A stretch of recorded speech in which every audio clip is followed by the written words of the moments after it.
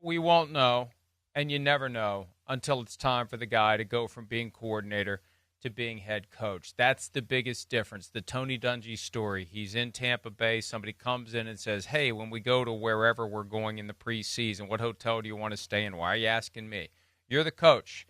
That's one of the decisions you have to make. You go from X's and O's to all this other stuff, media obligations. You've got to be able to make a compelling case whenever you speak. Gerard Mayo failed to do so on numerous occasions this year. Yep. I said in this chair, you did. Sometimes it feels like he's trying to talk his way out of the job. You did. But that's a critical aspect of the job Right. because you are front-facing to the public. You inspire confidence or not, and it's simple, and you don't have to just grumble your way through it like Bill Belichick did. You can say something while saying nothing like Nick Saban did, but that is important, and that's going to be one of the skills unrelated to anything that you used to do. Now, different teams have different levels of access to their assistants, but that's not the key part of the job when you get an opportunity to speak to reporters because it's what the head coach says that makes all the difference. You're just the guy working on the game plan to win the next weekend. Now you're so much more than that. So much more than that. And I don't think the guy knows whether or not he can do it until he goes and does it. It's part of a discovery, learning a new skill set. I've watched others do it. I think I can do it. There's only one way to find out. Yeah. Let's just go do it. Yeah, that's right. You hope you've had the training. You hope you can handle some of the things that are unforeseen. But he's been in front of the defense up there in Detroit. He's been, talking to them, leading them as far as week in, week out. I wouldn't think any of that type of stuff is an issue. Right, so those are all positives, and I just look at Aaron Glenn. I think this is a positive thing overall. I do. I don't look at it like too negatively. It was just something else I was going to bring up, but like I don't see too many negatives of the hire. In fact, I don't see many at all. Now it's just going to be about I'm interested to see what kind of staff he puts together, what kind of offensive coordinator he gets in there, and kind of like get a feel for, okay, he wants to run or play that style of football.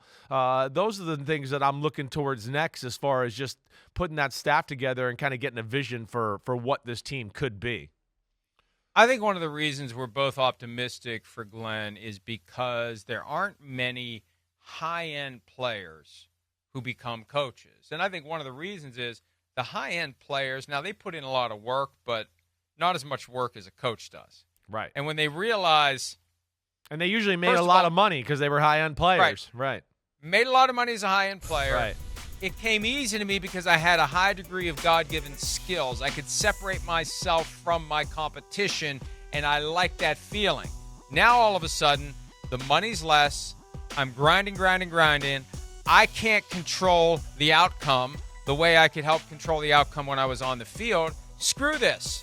I'll do it for a year or two at most. Screw this. I ain't working this hard. I went through all those years of playing so I could relax a little bit. I don't want to work twice as hard. I don't want to show up at the facility at 4 a.m. and go home at midnight. I don't want to live like that. This is supposed to be the time of my life that I at least enjoy a little bit because I've gone through all the physical demanding stuff. So when you get a guy who played at a high level, who really wants to do it, who has worked through all the levels, checked all the boxes, you get a combination of a guy who knows how to do the job and knows how to talk to the players in a way that will secure their respect. That's the key. Even if they don't know Aaron Glenn was a player right away, they'll know after hearing him that this guy knows what he's talking about. Yeah, there's something to be gleaned. This guy has built-in credibility with me because he's been on the same journey that I'm currently walking. Right, that's right. And he did it at a high level. Damn, he was an island-type corner, right? So there's a lot of things that he's going to check the box where players are going to look at it and go, wow, okay, I'm going to listen to this guy and try to pay attention to the little details and the things he says, definitely. I mean, who could be happier than Sauce Gardner right now? Sauce Gardner, you look at it, and you heard me complain about Sauce Gardner a little bit. He's one of the best corners in football, but he's not an island shut-down type of guy. He's going to be put to a different test here. He's going to be a guy that I would imagine is going to be in the back pocket of Aaron Glenn, just constantly asking him questions. You'd have to learn new techniques, all of that. but that's cool. And hopefully this is a new beginning for the Jets and Aaron Glenn and what he can bring here to their football team. And hopefully he can create something like Dan Campbell did in Detroit, where we kind of all look at them as, the kneecap biters, aggressive. They don't back down from anything. Can Aaron Glenn find that mantra there? And, I think it's interesting, too, just on top of that graphic we showed, those guys there all played for the team they're coaching. I know we talked about this yesterday, but I also think there's something there too as far as, hey, they know what the culture is like and what it's like to play in that city and be a part of that organization. And then the familiarity with the organization, with the player, I think just makes a match made in heaven more times than not, where there's a comfortability level that makes sense for everybody. And that's where you hope, hey, you see here, these are all places where you go, wait, D'Amico Ryans. Ooh, he understood what they wanted in Houston. Success. It looks like Harbaugh understands that. Boom. Dan Campbell. Boom. I know Vrabel's gonna. Boom. And now we'll see if Aaron Glenn can do that with the New York Jets.